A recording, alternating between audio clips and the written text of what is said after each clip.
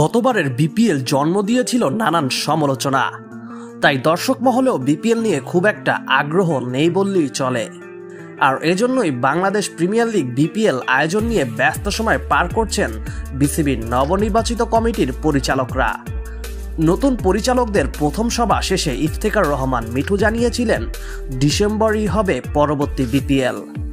দেশের জনপ্রিয় এই ফ্র্যাঞ্চাইজি টুর্নামেন্ট উপযুক্ত সময়ে আয়োজনের জন্য জোর চেষ্টা চালিয়ে যাচ্ছে বিসিবি। এদিকে বিপিএল আয়োজনের দায়িত্ব তুলে দেওয়া হয়েছিল বিদেশি ইভেন্ট ম্যানেজমেন্ট প্রতিষ্ঠান IMG-কে।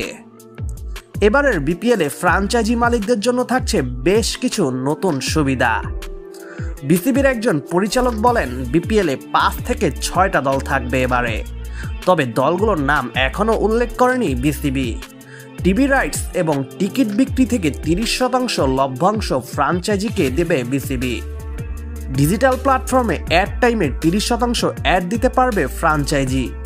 2 ফ্র্যাঞ্চাইজি 15 মিনিট করে পাবে তাদের নিজস্ব অথবা স্পন্সরের অ্যাড। গতবারের বিপিএল জন্ম দিয়েছিল নানান সমালোচনা, তাই দর্শক মহলেও বিপিএল নিয়ে খুব একটা আগ্রহ নেই বললেই চলে। এখন দেখার বিষয় নতুন বিসিবি কমিটি কি পারবে বিপিএলকে সকল প্রকার সমালোচনা থেকে বের করে নতুন একটি ঝাঁকজমাক আয়োজন উপহার দিতে।